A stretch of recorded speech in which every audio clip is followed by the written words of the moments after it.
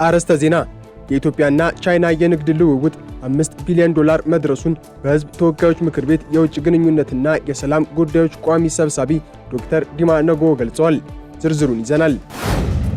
ኢትዮጵያ በሚቀጥለው ዓመት የአፍሪካ ቡና ጉባኤን ለማስተናገድ የሚያስችላትን ስምምነት ከኢንተር አፍሪካ የቡና ድርጅት ጋር ተፈራርማለች። እንነግራችኋለን። በኢትዮጵያ የፍትህ ሥርዓት ታሪክ ውስጥ የመጀመሪያ ነው የተባለው ዋላቡ የአፋን ኦሮሞ የሕግ መዝገበ ቃላት ተመረቀ።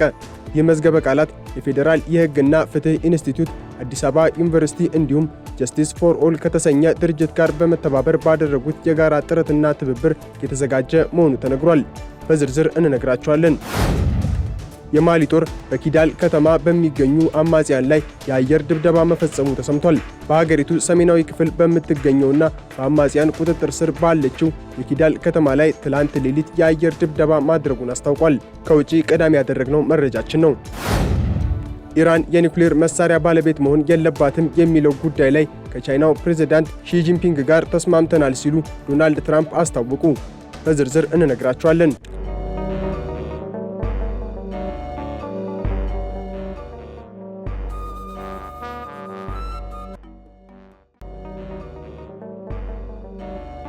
የኢትዮጵያና ቻይና የንግድ ልውውጥ $5 ቢሊዮን መድረሱን በሕዝብ ተወካዮች ምክር ቤት የውጭ ግንኙነትና የሰላም ጉዳዮች ቋሚ ኮሚቴ ሰብሳቢ ዶክተር ዲማ ነጎ ገልጸዋል።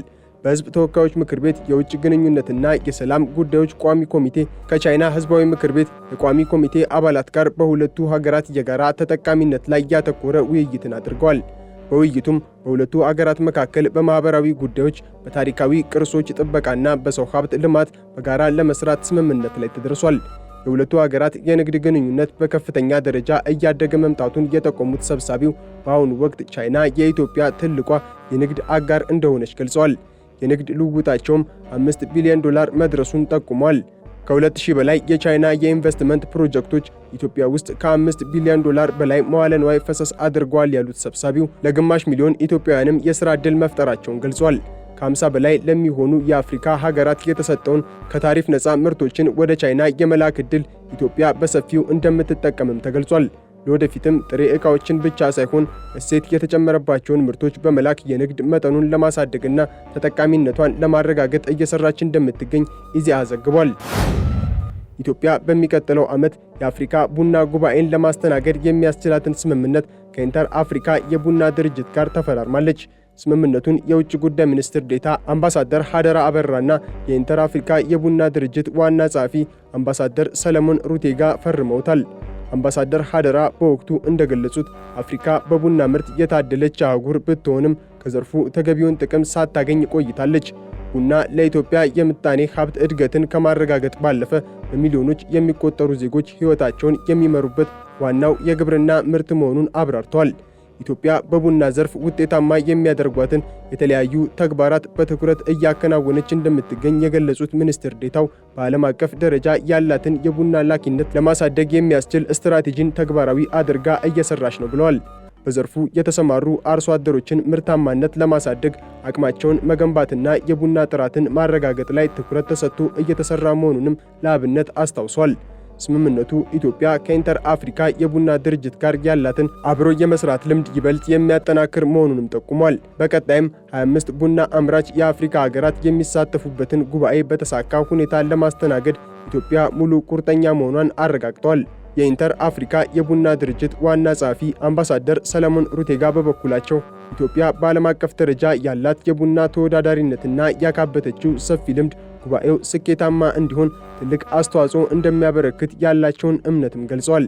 ለዝግጅቱ መሳካትም ድርጅታቸው አስፈላጊውን ድጋፍ ሁሉ እንደሚያደርግ አረጋግጠዋል ሲል ፕሬስ ዘግቧል። የመጀመሪያው የአፋን ኦሮሞ የሕግ መዝገበ ቃላት ተመረቀ። በኢትዮጵያ የፍትህ ሥርዓት ታሪክ ውስጥ የመጀመሪያ ነው የተባለው ዋላቡ የአፋን ኦሮሞ የሕግ መዝገበ ቃላት ተመርቋል። ይህ መዝገበ ቃላት የፌዴራል የሕግና ፍትህ ኢንስቲትዩት፣ አዲስ አበባ ዩኒቨርሲቲ እንዲሁም ጀስቲስ ፎር ኦል ከተሰኘ ድርጅት ጋር በመተባበር ባደረጉት የጋራ ጥረት የተዘጋጀ መሆኑ ተነግሯል። በኢትዮጵያ አብዛኛው የሕግ ትምህርት በእንግሊዝኛ ቋንቋ የሚሰጥ በመሆኑ የሕግ ባለሙያዎች ወደ ሥራ ሲገቡ ቃላቱን በግላቸውና እንደተረዱት ወደ አፋን ኦሮሞ ይተረጉሙ ነበር። ይህ ወጥነት የሌለው ትርጉም በፍትህ አሰጣጡ ጥራት ላይም የራሱን አሉታዊ ተጽዕኖ ሲፈጥር መቆየቱ ተገልጿል። መዝገበ ቃላቱ የተዘበራረቁ የህግ ቃላትን፣ ሐረጎችንና ጽንሰ ሐሳቦችን ወጥ በማድረግ ለህግ ባለሙያዎችም ሆነ ለጠቅላላው ህብረተሰብ ግልጽ የሆነ የፍትህ ስርዓት እንዲኖር ትልቅ መሰረት እንደሚጥልም ተመላክቷል። የአማርኛው የህግ መዝገበ ቃላት ባሳለፍነው ዓመት ታትሞ ወደ ሥራ መግባቱም የሚታወስ ነው። የማሊ ጦር በኪዳል ከተማ በሚገኙ አማጽያን ላይ የአየር ድብደባ መፈጸሙ ተሰምቷል። ጦሩ በሀገሪቱ ሰሜናዊ ክፍል በምትገኘውና በአማጽያን ቁጥጥር ስር ባለችው የኪዳል ከተማ ላይ ትናንት ሌሊት የአየር ድብደባ ማድረጉን አስታውቋል። ጥቃቱ ያነጣጠረው የአሸባሪ ቡድኖች መሸሸጊያና የመሳሪያ ግምጃ ቤቶች ላይ መሆኑን የሀገሪቱ የጦር ኃይል ባወጣው መግለጫ ገልጿል። እርምጃው የአካባቢውን ሰላም ለማስከበርና የመንግስትን የበላይነት ለማረጋገጥ የሚደረገው ጥረት አካል መሆኑም ተገልጿል። ይሁን እንጂ በአየር ድብደባው የደረሰውን የጉዳት መጠን በተመለከተ እስካሁን በግልጽ የታወቀ ነገር ስላለመኖሩም ተነግሯል። በአካባቢው የሚገኙ ነዋሪዎች ከፍተኛ የፍንዳታ ድምፅ መስማታቸውንና ጥቃቱ በሰዎች ላይ ከፍተኛ ድንጋጤ መፍጠሩም ተሰምቷል። ይህ የአየር ድብደባ በማሊ ያለውን የጸጥታ ሁኔታ ይበልጥ ሊያባብሰው እንደሚችል ስጋት ማደሩም ተመላክቷል። የኪዳል ከተማ ለረጅም ጊዜ በቱዋሬግ አማጽያንና በተለያዩ የታጣቂ ቡድኖች እጅ ናት የተባለ ሲሆን የማሊ መንግስት ከተማዋን መልሶ ለመቆጣጠር ከፍተኛ ጥረት እያደረገ ይገኛል ሲል አፍሪካን ኒውስ ዘግቧል። ኢራን የኒውክሌር መሳሪያ ባለቤት መሆን የለባትም በሚለው ጉዳይ ላይ ከቻይናው ፕሬዝዳንት ሺ ጂንፒንግ ጋር ተስማምተናል ሲሉ ዶናልድ ትራምፕ አስታወቁ። ፕሬዝዳንቱ ከቻይናው አቻቸው ጋር በቤጂንግ ባደረጉት ውይይት ኢራን የኒውክሌር መሳሪያ ባለቤት እንድትሆን ሊፈቀድላት እንደማይገባና የተዘጋው የሆርሙዝ የባህር ሰርጥም በአስቸኳይ መከፈት እንዳለበት ስምምነት ላይ መድረሳቸውን ገልጸዋል። በሁለተኛው ቀን የቤጂንግ ቆይታቸው ስለ ኢራን ጦርነት፣ ስለ ታይዋን፣ ስለ ንግድና ሌሎችም ቀጠናዊ ጉዳዮች ከመከሩ በኋላ ትራምፕ በሰጡት መግለጫ ሌሎች ሊፈቷቸው የማይችሏቸውን በርካታ ችግሮች እኛ እልባት ሰጥተናል ብለዋል። ኢራን ከየካቲት 28 ጀምሮ በአሜሪካና በእስራኤል የተሰነዘረባትን ጥቃት ተከትሎ አብዛኛውን የባህር ላይ የንግድ እንቅስቃሴ በማገት የሆርሙዝ ሰርጥን የዘጋች ሲሆን ይህም በዓለም አቀፍ የኤነርጂ አቅርቦት ላይ ታይቶ የማይታወቅ መስተጓጎል ፈጥሯል።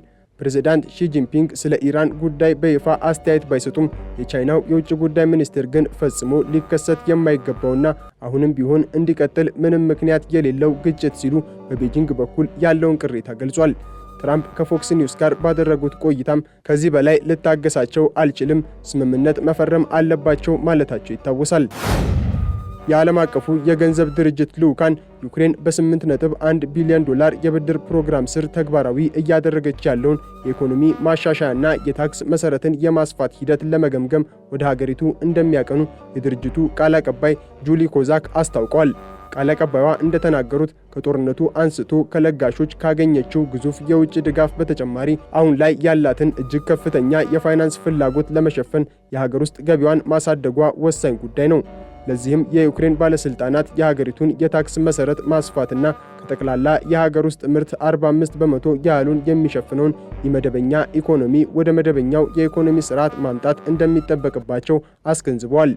ዩክሬን በአዲሱ የአይኤምኤፍ የብድር ፕሮግራም ስምምነት መሰረት ሁለንተናዊ ማሻሻያዎችን ለማድረግ የተስማማች ሲሆን እነዚህ ማሻሻያዎችም ኪየቭ የአውሮፓ ህብረት አባል ለመሆን ላስቀመጠችው ግብና ተጨማሪ የውጭ ድጋፎችን ለማግኘት አስፈላጊ ናቸው። ባለፈው የካቲት ወር የጸደቀው ይህ የብድር ፕሮግራም ዩክሬን የተቀመጡላትን ግቦች ማሳካቷን ለማረጋገጥ በመጪው ሰኔ ወር ላይ ግምገማ ይደረግበታል። ይሁን እንጂ ዩክሬን የታክስ መሰረቷን ለማሳደግ ያለመ የተለያዩ ህጎችን አጽድቆ ወደፊት ለመራመድ ፈተና ሆኖባታል። ቃል አቀባይዋ እነዚህ የቫት እርምጃዎች በግምገማው ላይ ውይይት እንደሚደረግባቸው ቢገልጹም አይኤምኤፍ የብድር ቅድመ ሁኔታዎችን ስለማላላቱ ያቀረቡት ዝርዝር መረጃ አለመኖሩን ሮይተርስ ዘግቧል።